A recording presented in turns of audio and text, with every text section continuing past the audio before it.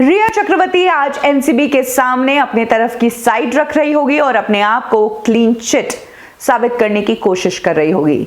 रिया की ही तरह एक 90s के एक्ट्रेस है जिसने हाल ही में बॉम्बे हाई कोर्ट में अपने खिलाफ जो ड्रग्स को लेकर एफआईआर दर्ज की थी उसमें क्लीन चिट देने की मांग की है। ये एक्ट्रेस तो ड्रग्स के 2000 करोड़ के घोटाले में शामिल है। इस एक्ट्रेस का जो बॉयफ्रेंड है, जिसके लिए कहा जाता है कि इसने शादी की, लेकिन इस एक्ट्रेस का कहना है कि इसने शादी नहीं की, वो दाऊद के ड्रग्स का धंधा जो था वो मुंबई में संभालता था। 90s में जितनी भी बॉलीवुड पार्टीज हुआ करती थी उसमें ड्रग्स सप्लाई यही शख्स करता था। ये एक्ट्रेस है ममता कुलकर्णी और इसका बॉयफ्रेंड है विकी गोस्वामी। ममता कुलकर्णी ड्रग्स के मामलों में ऐसी फंसी कि इंडिया वापस आ ही नहीं पाई। नैरोबी से उन्हें अमेरिकन पुलिस के हवाले कर दिया गया, जहां पर वो अभी सजा काट रही है। 2000 करोड़ का ये ड्रग्स का मामला है जिसमें ममता कुलकर्णी आरोपी है।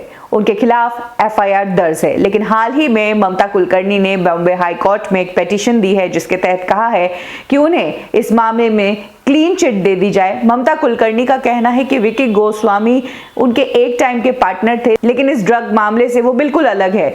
वो तो अब आध्यात्म में चली गई है और अब वो स्पिरिचुअलिटी में है। उन्हें पुराना कुछ याद ही नहीं। थाने पुलिस की एक रेड में पता चला था कि विकी गोस्वामी नाम का जो ये बंदा है, ये ड्रग्स के बड़े बड़े कंसाइनमेंट्स की स्मगलिंग करता है, जिसमें बहुत ही खतरनाक ड्रग्स शामिल है। माना जाता है कि विकी गोस्वामी से बॉलीवुड की एक पार्टी में ही ममता कुलकर्णी की जान पहचान हुई, जिसके बाद ममता कुलकर्णी विकी गोस्वामी के साथ दुबई चली गई। लेकिन जब विकी गोस्वामी दुबई में फंसने लगे तब वहां से वो कुछ टाइम के लिए यूएस चले गए। वहां पर भी जब वो वांटेड हो गए तो फिर वो साउथ अफ्रीका नैरोबी चले गए। इन लोगों का नाम इंटरनेशनल ड्रग कार्टेल में लिया जाता है। विकी गोस्वामी के साथ साथ अली पंजानी करके भी एक शख्स है जिससे एक्ट्रेस किम शर्मा ने शादी की थी।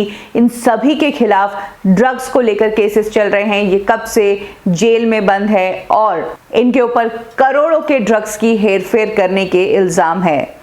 ऐसे में ममता कुलकर्णी ने अब अपने लिए क्लीन चिट मांगी है। हालांकि उन्हें क्लीन चिट मिलेगी या नहीं ये तो नहीं कह सकते, लेकिन ममता कुलकर्णी 90s की एक टॉप की एक्ट्रेस मानी जा रही थी, लेकिन इस ड्रग्स ने उनकी जिंदगी को ऐसा बिगाड़ा कि वो बॉलीवुड में कभी नहीं आ पाई, वो इंडिया नहीं आ पा रही है और अब वो एक सन्यासी बनके योगिनी की जिंदगी जी रही है।